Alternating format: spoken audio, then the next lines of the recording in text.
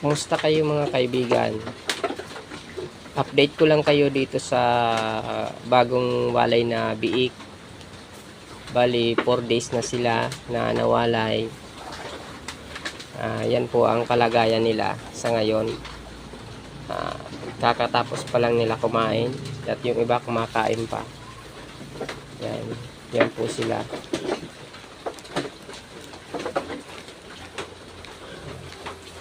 Sa totoo lang po mga kaibigan, yung pinaka-critical na sitwasyon sa pagbababoyan is yung pagwawalay ng biik sa inahin.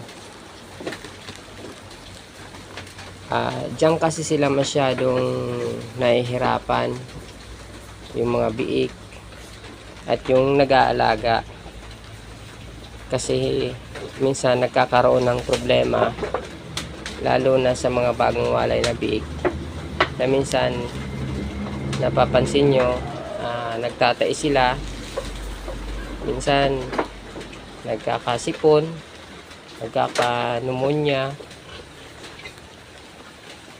Kaya kailangan talaga ng sulit na pag-aalaga sa mga bagong walay na biik. Kaya mapapansin nyo to na na kulungan nila. Yan.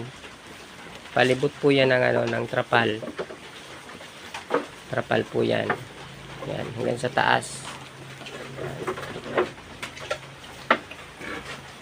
Kasi yung purpose niyan para hindi sila malamigan at ma-maintain yung temperature dito sa loob ng kanilang kulungan. Kung ilan yung kailangan nila na temperature dito ay dapat ma-maintain.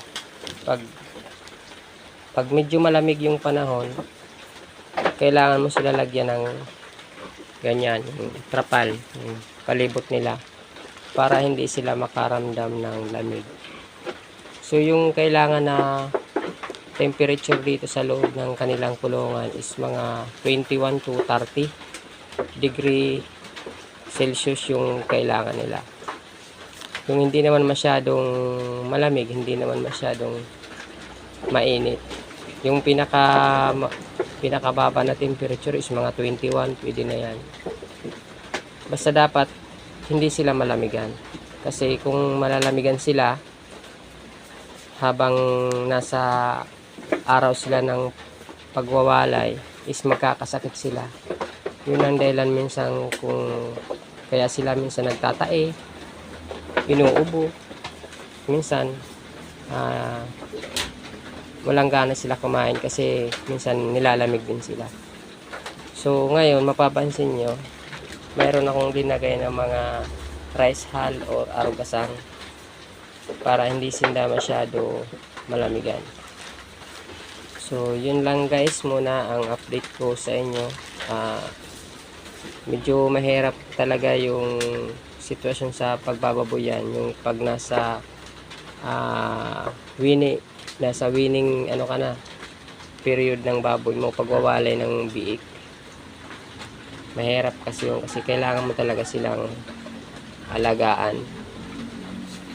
So kumbaga ikaw ang magsisilbing nanay nila sa pagkawala ng kanilang nanay, ikaw ang magsisilbing nanay nila. Kaya kailangan talaga focus mo ang mga biik mo, obserbahan mo sila kung ano nangyayari sa kanila, kung mayroon bang may sakit, may nagtatai, may ubo, at yung matablay na katawan. Yan, update ko lang kayo guys. Sana may natutunan kayo sa share kong video na to. Salamat.